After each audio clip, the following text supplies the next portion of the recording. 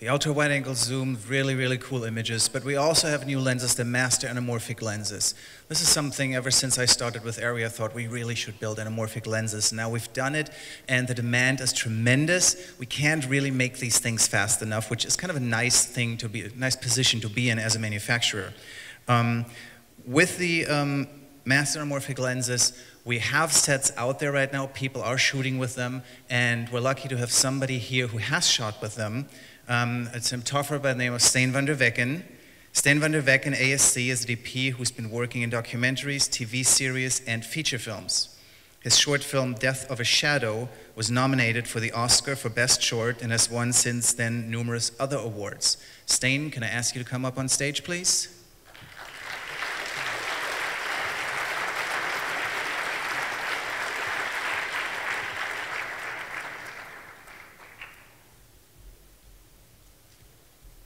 That's a big stage.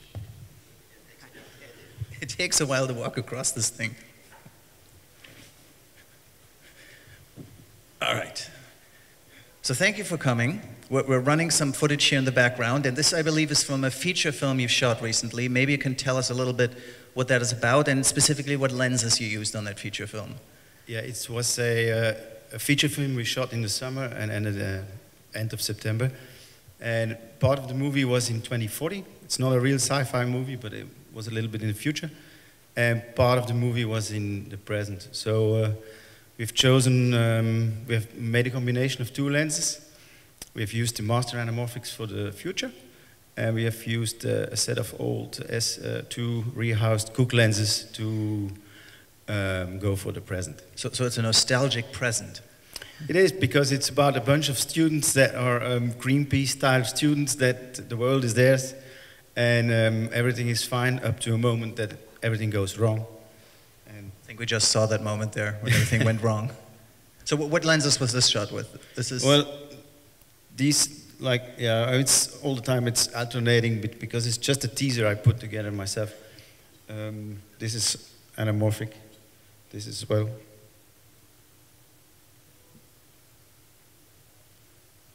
Okay, and so now in shooting with the Master Anamorphics, do you have any favorite focal length or any favorite ways you work with them? Yeah, I think we shot like 80% of the movie with a 60. So yeah, well, we used different lenses, but that was our favorite lens, and I like to use them in between 3 and 6 feet actually. Let's say 4 or 5 feet is in. Why is that? That seems relatively close. It is pretty close, but I mean, it was a consequent choice we made for the whole movie, and the nice thing is that these optics, they work very, I mean, they give you a very nice out of focus, or the way the focus falls off from the face or from the actors works perfectly for me between like 3 and 6 feet. So we used, and because they have very little deformation, which these days is maybe unfashionable, but anyway, we could use them on any of the faces, any of the characters at that close distance. Because I think with traditional anamorphic lenses, that close, faces start to look really strange, don't well, they? Well, yeah, different things appear. So, I mean, for some movies or some projects, that can be a proper choice. But for this one, we didn't want to go for that.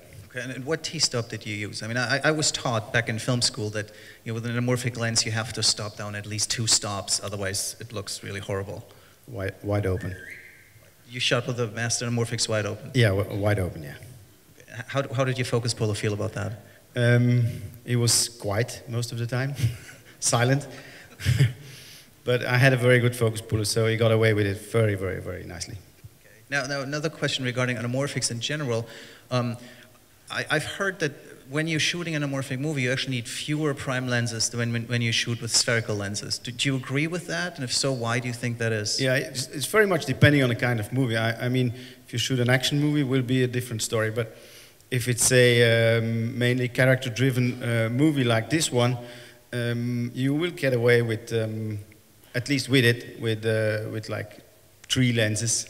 And sometimes you need a wide angle, like a 35. Sometimes you need a 100 to get certain close-up or whatever. But most of the time it was like 50, 60, 75. And I think we're in a different movie here already. Yeah, this was a World War I story, shot 1.5 years ago. And now, if somebody's shooting anamorphics for the first time, is there any tips you would have for them? What to look out for? What are the big pitfalls? It's crazy fun, I think. I liked it very much. Okay. Now, I understand some of the first stuff, the early stuff with your Lexus you shot was done on ProRes, but you've recently switched to ARRI RAW. Can you maybe briefly talk about why that is? Yeah, I mean, I like ARRI RAW because it gives us a bit more reserve. And what I noticed is that it behaves better in a tungsten environment. So I noticed that when you lit a scene with tungsten light or with even candle with warm light, let's say, it's way easier to separate afterwards in color grading. It's giving you less. Oh, it gives you just more to separate on. And I saw that immediately on the set when we switched to ARRI RAW. And my grader reconfirmed. He said, "Yeah, of course." So I was a bit surprised that it was that the difference was pretty big. All right. Now, I understand what was the budget for the feature film you shot? That was not a huge budget. No, it was like I'm not sure, but it must be like 2.6 million euros or something. Okay. And you shot ARRI RAW. Yeah. Was that a big problem with the budget? I mean, no, because the production company Caviar, they have their own post production, so the whole post production division of Caviar was excited to have it on ARRI RAW. So I didn't have a hard time to convince them to go to ARRI RAW. Excellent, excellent.